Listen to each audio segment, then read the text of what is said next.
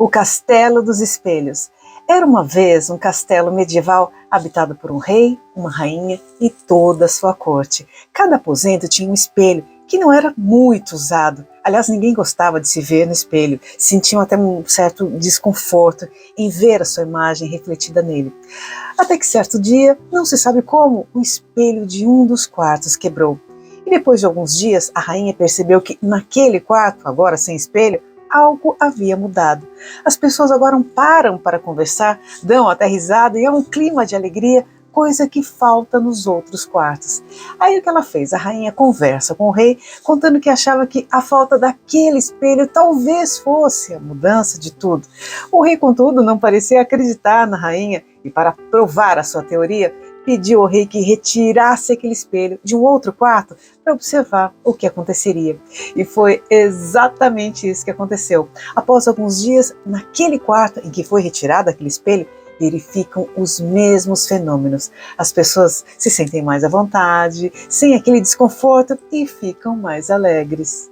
E aí o rei então pesquisa todos os arquivos do reino e descobre que eles, os espelhos, haviam sido construídos por um alquimista que tinha a ambição de indicar a perfeição.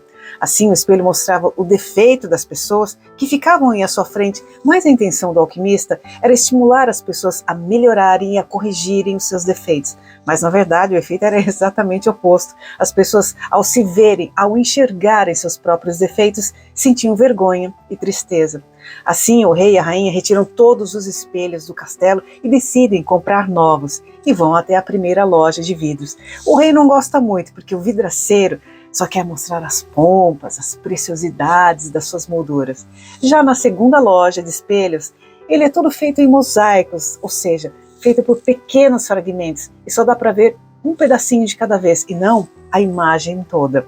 E a terceira loja, o espelho deforma a imagem, fazendo o gordo parecer magro e o magro gordo.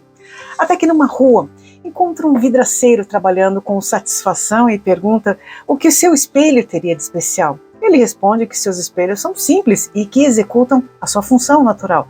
E o rei, então, curioso, ele pergunta qual seria a função natural dele. Ele diz, refletir. E o rei, não satisfeito com a resposta, pergunta novamente, diga-me, você não é um especialista? Qual é o segredo do espelho? E o vidraceiro pensa por um instante e responde ao rei, o segredo dos espelhos está nos olhos de quem vê. O grande desafio é como enxergamos as coisas. Por quê? É a partir do nosso olhar, a partir do que enxergamos, nós sentimos, pensamos, decidimos, planejamos e agimos. Então, se a referência, a premissa for equivocada, tudo que vier em consequência disso será pautado num equívoco. Por exemplo, quando eu enxergo que a vida é feia, injusta, a tendência é que eu encontre no meu caminho pessoas ou que aconteçam coisas que reforçam essa imagem que eu tenho da vida, que as pessoas são feias, não são confiáveis, por exemplo, né? Agora, se eu enxergo a vida como uma dádiva de forma positiva e vejo beleza e o lado bom das coisas, eu vou me deparar no caminho com pessoas e situações que reforçam também esse lado bonito da vida. E é interessante, né? Por quê? Às vezes pessoas podem ser até da mesma família, ou seja, morando sob o mesmo teto, criada pelos mesmos pais, recebendo a mesma educação, cultura e afeto, se deparem com a mesma situação e mesmo assim elas podem enxergar e enfrentar o problema de forma diferente. Uma com um olhar mais pessimista e a outra com um olhar mais complacente e amoroso. Então, qual é o segredo? Como diz o vidraceiro da parábola, o segredo está nos olhos de quem vê. Eu sou Mayumi e essa foi mais uma mensagem para você. Um lindo dia!